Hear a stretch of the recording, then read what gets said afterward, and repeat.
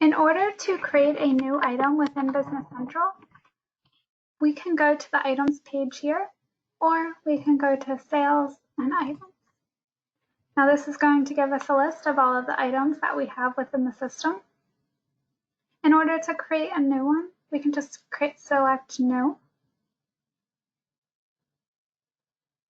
And this gives us various templates that we already have within the system. So if we're selling the service account or an item, we can select that and click OK. Now the system automatically generated a number for us. We can type in a description here. So we're going to say sample item. Because we selected the item template, it already said that it was an inventory item.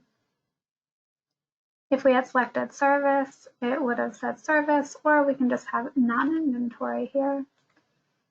It also selected my base unit of measure as pieces, but we also have, month, ounces, pack, pallet, etc.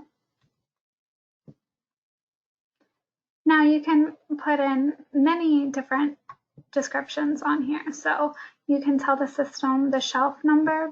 And again, you can always click more to see some more information about it. So item category code here, we can tell it whether it's furniture, table, etc.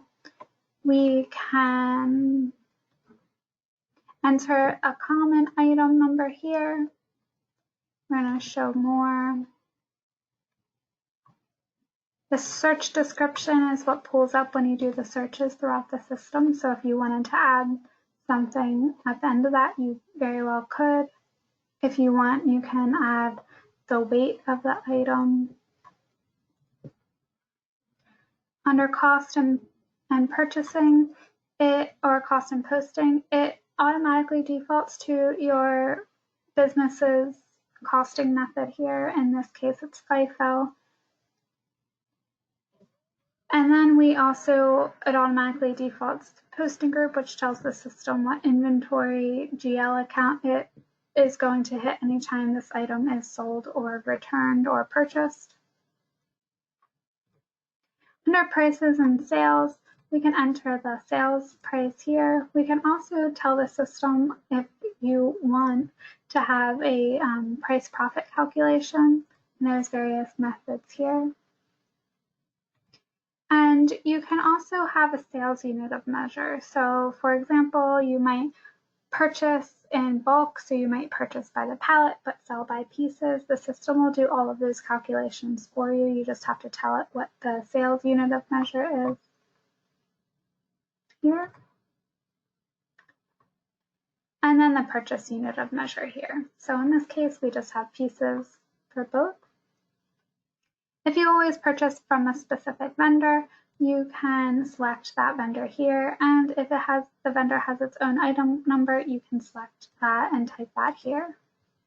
Now you can have the system remind you of replenishment, so you would tell the system what type of replenishment it is, so whether it be purchase, transfer from somewhere else, or if it's an assembly. So if you have all the pieces, you just have to make the final product. You can even tell the system what warehouse information. So there's a lot of details that you can have on this one item card. But the required fields would be the item number. You would fill out a description, whether it's inventory, service, non-inventory, the base unit of measure, and the posting groups.